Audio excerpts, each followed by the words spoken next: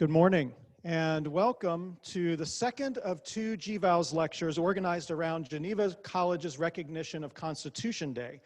A couple housekeeping reminders as we get started today. First of all, if there's time immediately following Dr. Fia's talk, we'll take some questions. If you're sitting up in the balcony and you have a question, just come down to the main floor. I haven't perfected flying yet, and I don't want to run up and down the steps. So if you would just come down and stand in the back, then I'll know you want to ask a question. Otherwise, Dr. Fia will be available right after this lecture near the tent right outside this building. If you have questions, if you want to be in conversation about what he says, about current events and that sort of thing, I know that he'd be happy to engage you in those conversations.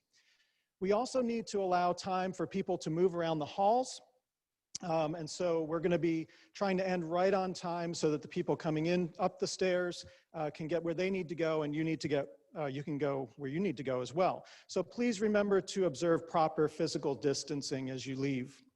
4 of Dr. Fia's books are available on the table outside the chapel. If you're interested, stop by on your way out, or if you have to run off to class, you can stop by the Crossroads office today or anytime on Monday. We'll have the books available through the end of the day on Monday, so we'd encourage you to come by then if you can't look at them today.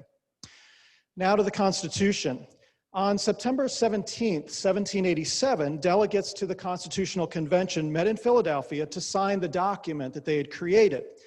Benjamin Franklin is the only founding father to have signed all 4 of the key documents establishing the United States: the Declaration of Independence in 1776, the Treaty of Alliance with France in 1778, the Treaty of Paris, establishing peace with Great Britain in 1783, and in 1787, in his final significant act of public service, Franklin was a delegate to the convention that produced the Constitution.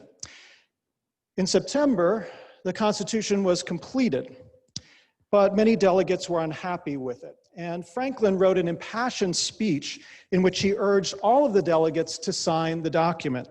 At the beginning of his speech, he said this: "I confess that there are several parts of this Constitution which I do not at present approve, but I am not sure that I will never approve them.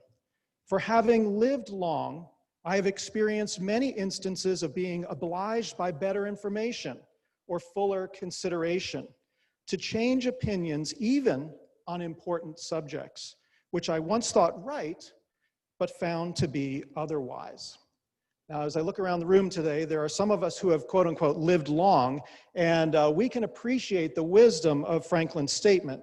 It is possible to change our minds after, for example, encountering evidence that we hadn't been aware of previously, or perhaps listening to persuasive arguments that challenge our beliefs, or having experiences that help us see life in new ways. For students, I hope that your educational journey will present you with many opportunities to think deeply about your perspectives, to learn new information that either confirms or challenges your beliefs. Presenting you with new ideas to consider is one of the goals of the annual GVALS series, and toward that end, I'm going to ask Dr. Miller to come to the podium to introduce our speaker today. Please welcome Dr. Miller.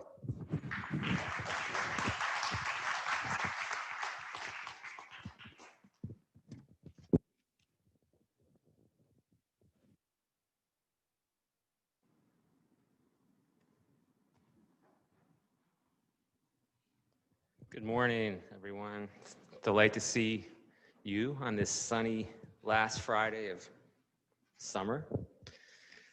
It's my pleasure to introduce John Fia to you today. He's the Distinguished Professor of American History at Messiah University, where he's taught since 2001. The adjective distinguished is very apt here. Over the past 20 years, Dr. Fia has established himself as a significant commentator and interpreter of American life, and particularly the relationship between American life and Christianity. In fact, I got to know Dr. Fia when we were at Trinity Evangelical Divinity School back in the early 1990s, and he was working on a master's thesis on a guy named Carl, and I was working on another Carl. I was working on a guy named Carl Henry, and Dr. Fia was working on a guy named Carl McIntyre. Anybody ever hear of Carl McIntyre here? Carl McIntyre was one of the founders of the Bible Presbyterian Church.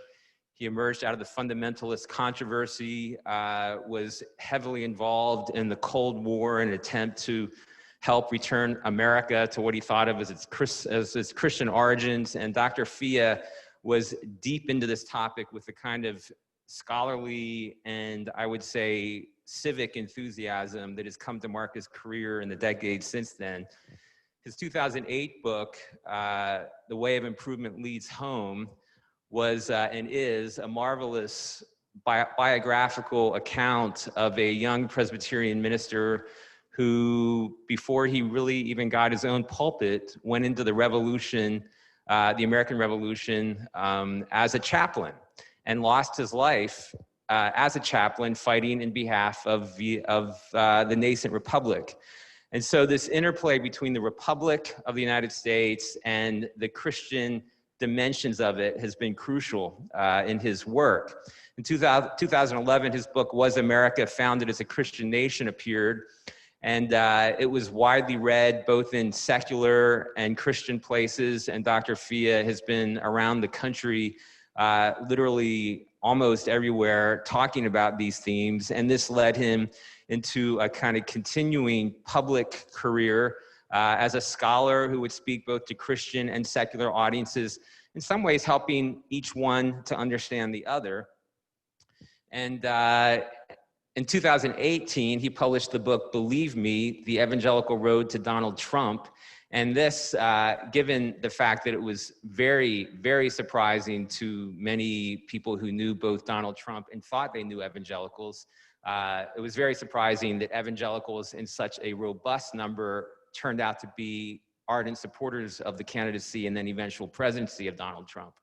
So his book, Believe Me, ended up being another means to help the broader world understand this backstory, as well as to give Dr. Fia a chance to continue to speak to the evangelical community itself.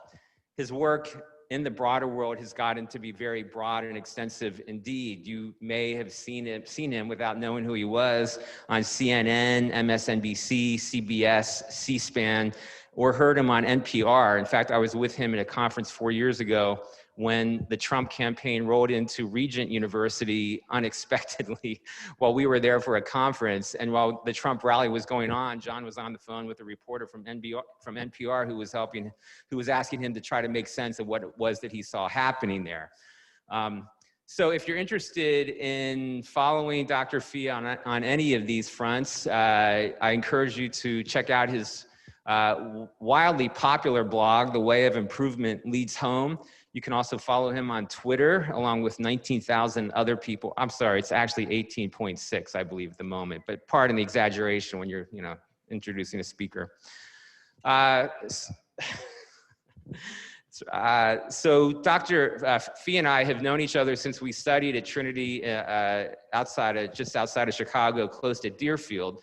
Those of you who are followers of the Chicago Bulls or the Michael Jordan era will know that Deerfield is where the Bulls practice, and we were actually probably on campus that day when Michael Jordan announced his retirement just a couple miles away from the divinity school where we were studying. But I need to tell you this. Last night, those who were here, I told about John Fia's career as a singer and the great parody band Feast. John Fia was actually no mean basketball player, and maybe he still is, but he has been inducted into the Hall of Fame of Cairn University, which he attended when it was known as Philadelphia College of the Bible in the 1980s. I was at the rival institution, Lancaster Bible College. We graduated the same year, did not know each other until we showed up at TEDS, but then it turned out that he had actually knew my roommates and things like that who were basketball players.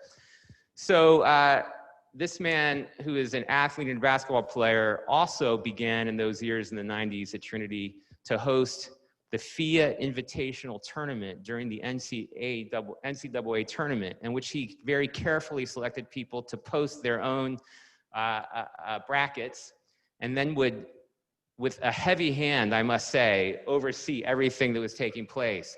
But I want to tell you, this man never won his own tournament, And I have, when I picked in 1998 the Kentucky Wildcats. And my son Luke, who some of you know, is also a winner, I think at about age 10 of the FIA Invitational Tournament.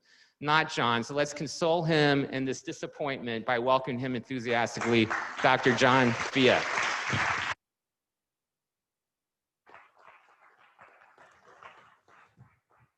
I don't even know where to begin and how to respond to that introduction. I could go on. Again, how am I doing sound-wise? A little good? Okay. I could go on a riff about, I sound a little loud.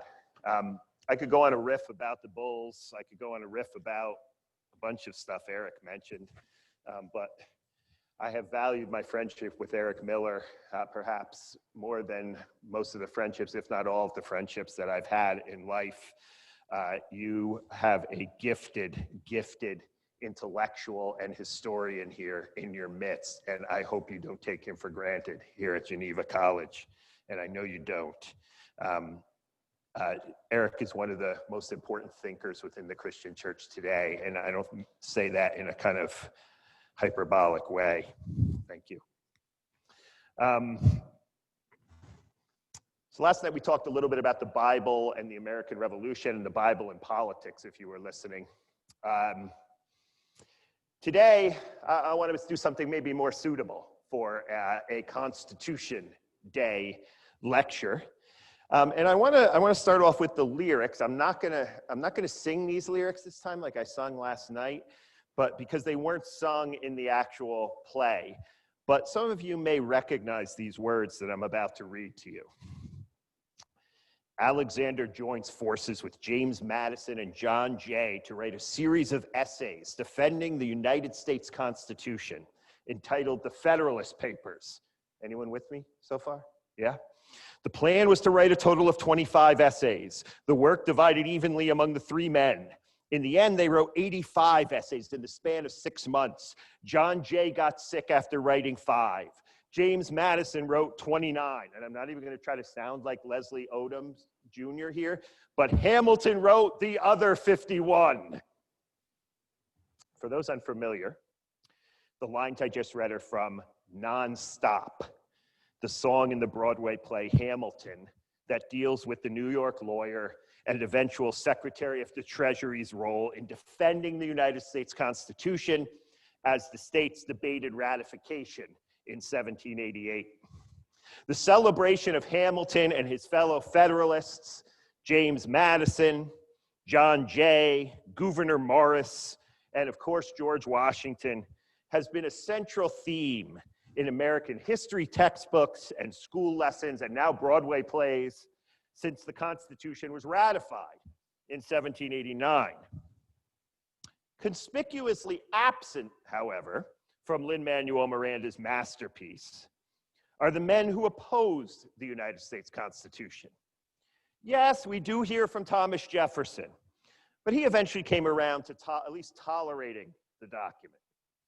Aaron Burr also came around quickly, although he, Jefferson, and then eventually even Madison would later become staunch opponents of the way the Federalist Party in the 1790s, led by Washington and Hamilton and John Adams, executed this Constitution. They say that winners write history.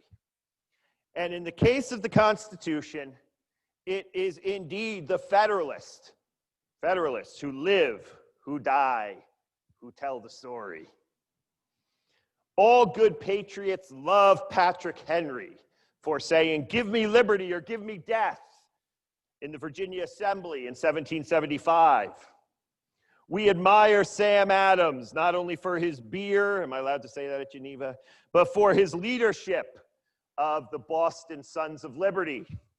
We remember George Mason as the author of the Virginia Declaration of Rights, a document that Thomas Jefferson drew upon in the writing of the Declaration of Independence. We remember James Monroe for the famous Monroe Doctrine that protected the Western Hemisphere, or at least tried to protect the Western Hemisphere from European colonization in the early 19th century. Few of us, however, remember Henry, Adams, Mason, or Monroe for opposing the ratification of the United States Constitution. They all did. Nor do the names Amos Singletary, Luther Martin, George Clinton, Robert Yates, or James Winthrop come to mind when we think about the important founding fathers. Indeed, all of these men supported independence in 1776 and championed what the late historian Francis Becker called home rule for the colonies. But they differed greatly with Hamilton, Madison, Jay, Morris, Washington, and the rest of the so-called Federalists about, quote unquote, who should rule at home. This was the question of how seriously, who should rule at home, of how seriously one should take the ideas and ideals of the revolution in the forging of new governments after July 4, 1776. Most of us want history to define us for what we are for, right? Not what we are against. But the opponents of the Constitution will be forever stuck with the word anti in front of their name. No one wants to be anti, right? This is actually ironic because anti-federalists actually championed the 18th century idea of federalism, small f federalism. Federalism being a system of government that sought to strike a balance between the power of the central government and the power of the local or state governments. So by this definition that I just defined, federalism, this balance between local and national interests in government, by that definition, it was actually Team Hamilton that rejected federalism, rejected this balance. Yet they would snatch up the name Federalist, and today we use the term federal government when we really mean national government. What I want to do then this morning is briefly outline the story of the years between 1776 and 1789. 1789 being the year the Constitution was ratified officially. I want to talk about these 13 years, very quickly and briefly, of course, from the perspective of the losers.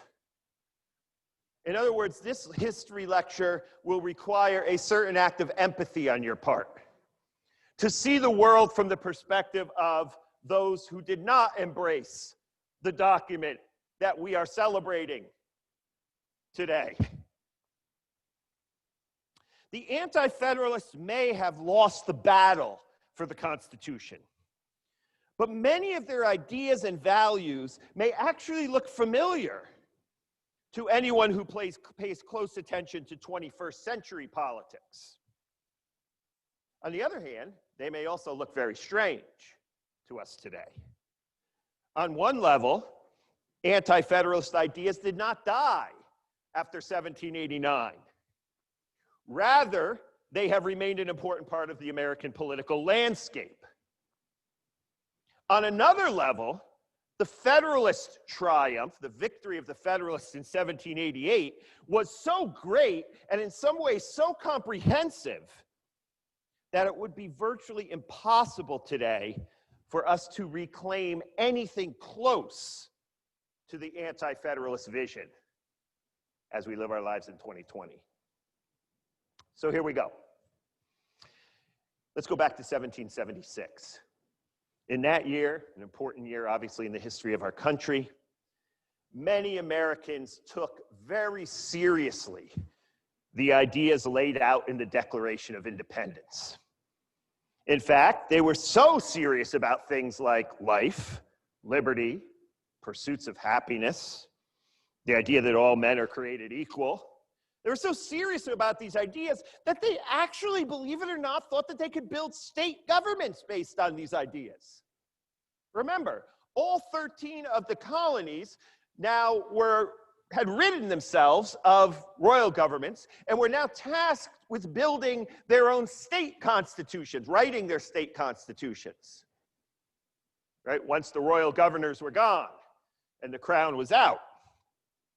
As the revolutionary Thomas Paine wrote in an April 1776 letter to the Pennsylvania Gazette, quote, "The answer to the question, can America be happy under a government of her own, is short and simple. She can be as she pleases. She hath a blank slate," or a blank sheet, I should say, "to write upon," unquote. Take, for example, the state we're in right now, the state of Pennsylvania. The men who gathered in Philadelphia to write the 1776 Pennsylvania Constitution in the summer and early fall of 1776 were not particularly well known. These were men who came to Philadelphia. When I give tours of colonial Philadelphia, take my students to Philadelphia, I always point out, I teach a course on Pennsylvania history. I always point out that on one side of the room, you had the Second Continental Congress, and on the other side of the room, which is usually the first place you go when you take a tour of Independence Hall, was the Pennsylvania State House. So you had someone like Ben Franklin, who was in both, running back and forth, right, across that hallway, right? They're literally in the same building, forging a state constitution over here and a national declaring independence, a Declaration of Independence over here. Most of these writers of the state constitution were Scots-Irish Presbyterians or else German Calvinists. They had a long history of opposing the Penn family's proprietorship. They were the ones who ruled the colony. And they certainly did not like the peace-loving Quakers who controlled the Pennsylvania Assembly for most of the colonial period, largely because both the Penn family and the Quakers, for various reasons, would not dole out money to pay militiamen to protect them from the Indians out on the frontier in places like Harrisburg and Carlisle and west of Carlisle.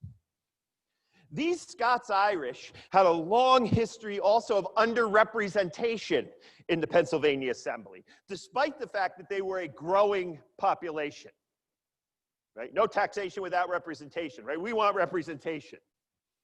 They believed that the American Revolution, with its Enlightenment ideals and values, would remedy all of their problems.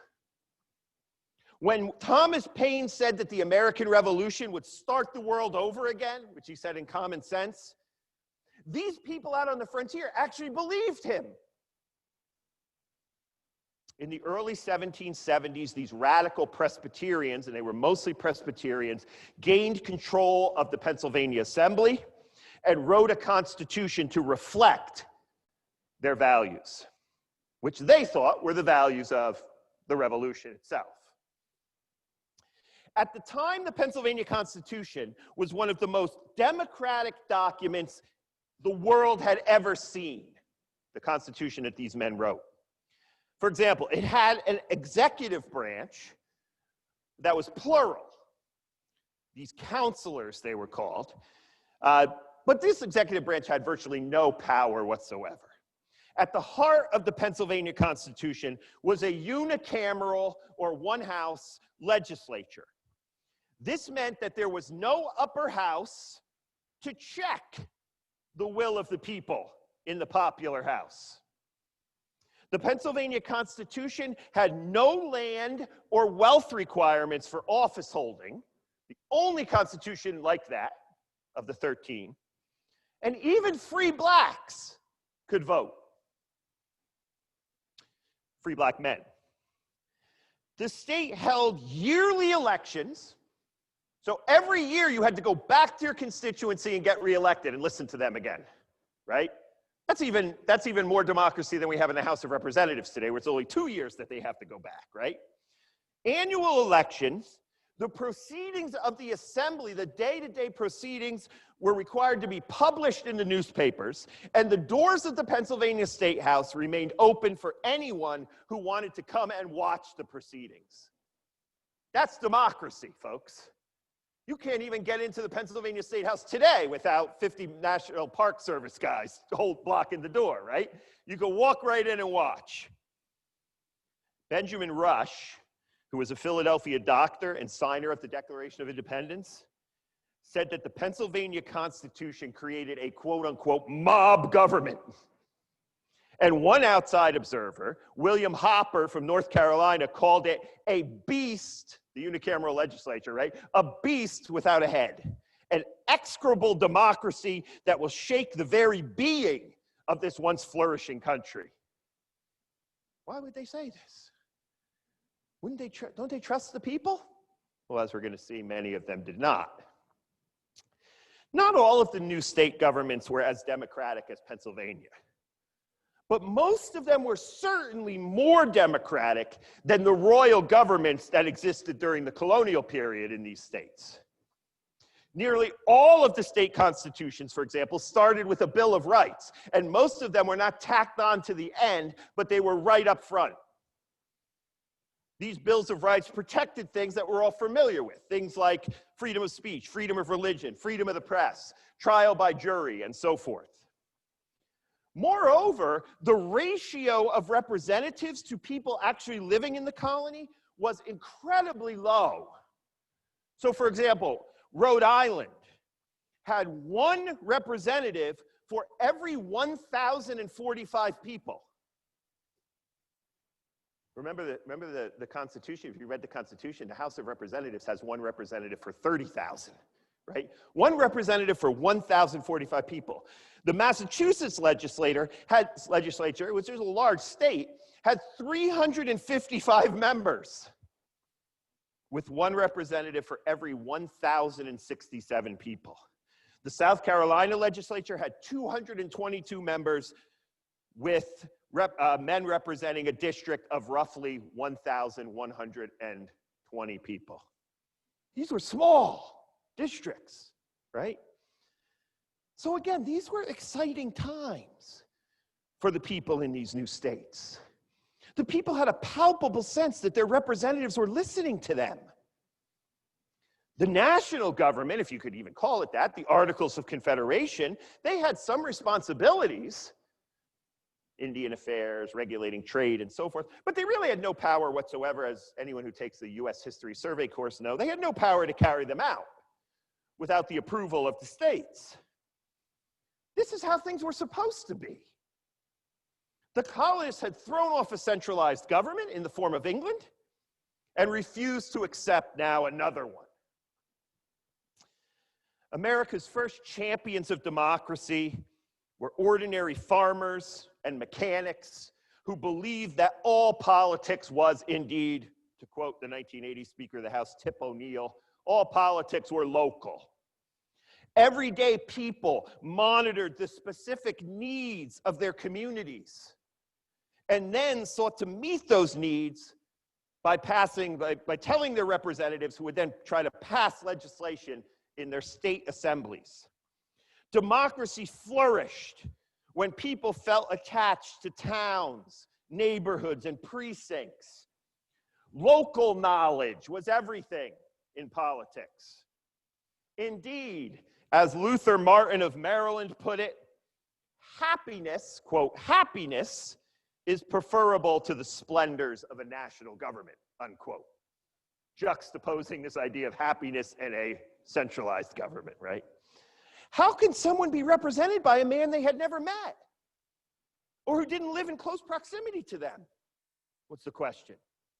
This was actually the lesson of the revolution, they thought. Remember, in the years leading up to 1776, the colonies wanted their own assemblies to pass their own laws and levy their own taxes based on local needs, not on a parliament on the other side of the ocean who didn't know who they were and didn't understand their local needs. Of course, like any flourishing democracy, there would be hurdles to leap and speed bumps to cross. The most pressing of these obstacles in the 1780s was the issuing of currency. The states were in debt following the American Revolutionary War. Farmers, who made up most of the ordinary men who now found themselves in positions of political power in the way they never had been before, were hardest hit by the scarcity of currency. While it was probably not a smart idea, let me just correct that. It wasn't a smart idea to print and circulate more paper money to meet these scarcities in cash. Of course, this is a decision that often led to further inflation and social chaos. These were all problems these democratic men and women believed that could eventually be overcome. The important part was that the people now had their say in local government. America was not living through some critical period, as the Federalist-loving historian John Fiske described the 1770s in an 1888 history book by the same title. America was rather living out the fulfillment of its revolution. Democracy just needed to find its footing. Either the republic moved forward under the guise of local democracy, or it didn't deserve to move forward at all. Some took these economic difficulties, which oftentimes actually resulted in riots, farmers' riots, like the one that occurred in 1787 in Western Massachusetts under the leadership of a farmer named Daniel Shays. They took these things as a sign that ordinary men could not govern themselves in an orderly fashion. These critics believed that educated men of wealth and stature, they should be the ones making the decisions because they were more prone, due to their financial security, due to their political training or education, to pass laws that served not selfish ends, but the common good. Perhaps it was time, these critics believed, to get together a few people and make a few tweaks, some small revisions to the Articles of Confederation. And this might help those democratic states to find their footing that they needed, the footing they needed. In the summer of 1787, a call went out to representatives from each state to come to Philadelphia to revise the Articles of Confederation. Most of you know the story. I hope you do. Of course, this is not what happened. Alexander Hamilton's understanding of a revision, quote unquote, of the Articles essentially meant dumping the Articles of Confederation completely and creating something akin to a British monarchy in America. He talked for 6 hours. The convention was listless. James Madison and the Virginia delegation were also ready to scrap the Articles in favor of a more centralized government. Madison wanted 2 houses. Some of you remember this in your civics class or your politics or constitution class as the Virginia plan, right? Madison wanted 2 houses with proportional representation based upon population. He wanted the upper house, the Senate, which he often described as the gods on Mount Olympus, to have veto power over laws passed by the state legislatures. Now, he didn't get that, but that's what he wanted. Only William Patterson of New Jersey, a Princeton classmate, by the way, of Luther Martin, who I just mentioned, had the concerns of these champions of local democracy in mind, as he lobbied for smaller states having the same number of representatives as larger states. This plan would actually have come somewhat close to what many thought they were coming to Philadelphia to accomplish, which was namely a revision of the Articles of Confederation. But when the convention rejected the New Jersey plan, it was clear that this would be more than a mere revision. Hamilton and Madison brought a distinct view of human nature to bear on their new Constitution. As Madison would argue in probably the most famous of all the Federalist papers, Federalist number 10, human beings were prone to selfishness. Selfishness bred factions and interest groups and parties. And factions, interest groups, and parties bred disunity. As Madison wrote in Federalist 10, quote, factions are sown in the nature of man, and we see them everywhere brought into different degrees of activity, unquote. He added in Federalist 51, if men were angels, what? No government would be necessary. Hamilton joined the fray as well. In Federalist 15, he wrote, why government? because the passions of men will not conform to the dictates of reason. Factions formed by selfish men and women could not be simply removed. They were sown into the nature of human beings. But perhaps they could be controlled by a strong government that held them in check. A national government was necessary, according to Madison in Federalist number 10, to, quote, refine and enlarge the public views by passing them through the medium of a chosen body of citizens whose wisdom may best discern the true interests of their country and whose patriotism and love of justice will be unlikely to sacrifice it to temporary or partial considerations, unquote. The framers of the Constitution applied their belief in the selfish nature of man to their new government in multiple ways. Now, some of this might sound familiar, right? For example, it was the state legislatures, not the people, who would elect these senators, these gods up on Mount Olympus. While it was good that the states had a direct say, right, in who would represent them in the new national government, it was not lost on the critics of the Constitution and the defenders of local democracy that senators got a 6-year term. This meant they were not accountable to the people or the states for a rather extended period of time. This was before these senators would go back to their districts, fly back to their districts every week, right? They didn't have to check in with the people until their 6-year term was over. Nor did the people directly elect the new executive. In fact, no one even bothered to count the popular vote in the United States presidential races until 1824, because it was the Electoral College, not the people, who directly selected the chief executive. As George Mason wrote in one of his temporary, I should say temporary because I mentioned him as an anti-federalist, but as he wrote in one of his temporary Federalist swoons, quote, "It would be as unnatural to refer the choice of the chief magistrate to the people as it would to refer a trial of colors to a blind man," unquote. The president, not the people, chose the members of the judicial branch. And it was the Senate, far removed from the people, who approved these judicial appointments.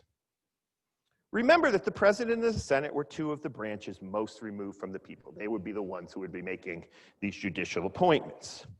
The electoral districts that chose members of the House of Representatives, the lower house, the so-called People's House, were so large that it would be virtually impossible, especially in a world of wagons and horses, to make one's voice heard to their representatives. And forget about inviting them over for tea or dinner to talk about politics. You may never even meet this guy. You may never even get a chance to shake his hand. None of this was good. For many, what happened in Philadelphia was a counter-revolution, a coup d'etat by a bunch of self-interested elites who claimed that they would not let self-interest overcome the true interests of their country. But the Anti-Federalists knew better. They didn't trust the government to these wealthy land speculators and businessmen. These men were concerned with things like national banks and reports on public credit and all of these other kinds of things related that had no relationship to the ordinary person. Patrick Henry, he wouldn't even show up at the Constitutional Convention. He said he smelled a rat. Henry Clinton of New York wondered if the new national city that was proposed, it would eventually become Washington, D.C., but the new national city proposed by the Constitution would be little more than a, quote, asylum of the base, idle, avaricious, and ambitious, unquote. Sound familiar? Right. One opponent of the Constitution described the defenders of it as well-born conspirators, unquote. Yes, passions were dangerous. The Anti-Federalists could not deny that fact, but it was the passions of men that also fueled robust debate and energized local democratic life. All human beings, as Thomas Paine famously said, were born with common sense. And this was all that they needed to participate in government and forge their own destinies. One did not need formal education and special wisdom to make political decisions. It was perfectly fine to vote in accordance with one's self-interest instead of their interests of the so-called common good, which they viewed as little more than these elites suppressing them, a way they would suppress them. Just when it looked like the ideals of the American Revolution were going to turn the world upside down, the framers of the Constitution came along with their calls of order and their defense of the status quo. At the heart of the debate, of course, was the meaning of the American Revolution. Nagging questions remained. Again, how revolutionary was this revolution? Did patriots fight a war against Great Britain simply to return to a strong central government that limited the voice of the people under something akin to the old English idea of virtual representation? There was still hope. The Federalists wrote their Constitution, the coup was underway, but under the rules of the Articles of Confederation, which were still in place, right? The counter-revolutionaries would need to convince 9 states to turn their backs on progress and curtail the political liberties they had enjoyed throughout much of the 1780s. As Hamilton, Madison, and Jay began to write day and night like they were running out of time to defend the Constitution and the Federalist Papers, the educated Anti-Federalists did the same. Our finest historian of the Anti-Federalist tradition, Saul Cornell, has told us that these dissenters criticized the Constitution for limiting the power of the states and creating what they described as an aristocracy that was unaccountable to the people. They opposed large legislative districts in which there was only one representative for every 30,000 people. As Anti-Federalist James Winthrop of Massachusetts put it, people inhabiting various climates will unavoidably have local habits and different modes of life, and these must be consulted in making laws. It is much easier to adapt the laws to the manners of the people than to make manners conform to laws. Most Anti-Federalists believe that the federal judiciary branch posed a threat to state courts who applied the law in light of local circumstances and customs. This is especially a concern in the South. What if the Supreme Court intervened to end slavery? A local custom, right? The Anti-Federalists were also concerned about the new national government's power to tax. This power should reside in the states where representatives could better assess how tax dollars might find their way to worthwhile projects. A particular concern was the framers of the Constitution's decision to allow the new national government to raise and support armies. And many were not fans of the president as the commander-in-chief of these armies. This all reeked of old world monarchy. While most Anti-Federalists would admit that a national army, such as the one George Washington led during the American Revolution, the Continental Army, it might be needed at times during war, but they were bothered that the Constitution did not prohibit standing armies in peacetime. They believed that the military needs of the country during times of peace were best handled by militias, volunteer armies of local citizens willing to pick up their rifles and guns at a moment's notice and defend their liberties. The Anti-Federalists were even opposed to the opening words of the Constitution. We the people, in order to form a more perfect union. The jump from the people to the union completely ignored the states. Many Anti-Federalists did not even believe that a single unified people existed. The Constitution, to quote late historian John Murrin, attempted to place a roof over the country, but how could this national roof be supported without the walls of the states? In the late 1780s, people were Virginians, Pennsylvanians, South Carolinians, and Rhode Islanders before they were something called Americans. The state was their primary sense of identity, and now the framers of the Constitution believed that they could hold the country together by ignoring these homegrown identities. In one of the least studied aspects of anti-federalism, there were also many who opposed the Constitution because it did not make any appeals to God.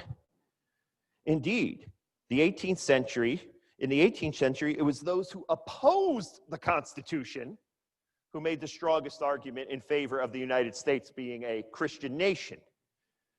When Martin Luther reported on the events of the Constitutional Convention to the Maryland State Legislature, he criticized the Philadelphia farmers for, quote, being so unfashionable to think that a belief of the existence of a deity and of a state of future rewards and punishments would be some security for the good conduct of our rulers.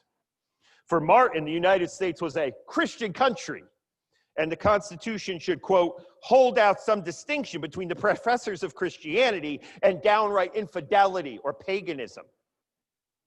They also opposed Article 6, which placed no Christian qualifications on office holders. Could you imagine if a pagan or a follower of Muhammad or a Hindu or a Turk or a heathen or a Negro even, these are all words they used, could hold public office? There must be some kind of a Christian test. And where was the Bill of Rights? Why didn't the framers of the Constitution protect freedom of the press, freedom of the religion, freedom of the right to assemble, trial by jury, in the way that nearly all the state constitutions had done? In the end, Anti-Federalists put up a good fight. While they were trounced in Federalist-dominated states like Connecticut, Maryland, South Carolina, they showed real strength in other states. For example, the Constitution was ratified by only 2 votes in New York, 3 votes in Rhode Island, 7 votes in New Hampshire, 8 votes in Maryland. The degree to which you find it shocking, I'm talking to you now, the degree to which you find it shocking that so many people oppose the Constitution is the degree to which you have been formed and shaped by the Federalist narrative of American history, the winners, right? In the end, members of state legislatures felt the Federalist arguments of Hamilton, Madison, and Jay were more compelling. And of course, it did not hurt that George Washington, a man who rose above party and factionalism with his very presence, strongly supported the Constitution. How could anyone go against Washington? So what should we make here in the last minute or two? What should we make of the Anti-Federalist legacy in American history? After the ratification of the Constitution, most Anti-Federalists found their way to the Democratic Republican Party and its champion, Thomas Jefferson. But Anti-Federalist ideas persisted long after the Jeffersonians faded from political life. We can find Anti-Federalist arguments condemning strong national governments and defending states' rights in the pre-Civil War South, the Confederacy, and the post-Civil War South, during and following Reconstruction. In the 20th century, we find regular appeals to Anti-Federalists in opposition to the New Deal, the anti-big government rhetoric of libertarians such as Barry Goldwater in the 60s and Ronald Reagan in the 1980s. We find anti-Federalist rhetoric among student protests against the military-industrial complex, as they called it, during the Vietnam War. Tom Hayden of Students for a Democratic Society often quoted the Anti-Federalists. Cornell writes, radicalism at both ends of the spectrum shows a remarkable affinity for an Anti-Federalist conception of politics. In the end, Hamilton and the Federalists won, and they won big. Anti-Federalist localism looked possible in the late 1780s and into the early 19th century, but as time went on, America turned in a nationalist direction. The Federalists and their descendants, including the 19th century Whig Party and Abraham Lincoln, they all promoted building of roads, canals, bridges, and railroads to connect people and bring these disparate states into some kind of national community. As the decades rolled on, mass communication like radio and television and eventually the internet created a national culture that today makes anti-federalism and the Jeffersonian agricultural republic that drew upon its ideas look like an attempt to craft a vision for America from a world that is gone and never coming back.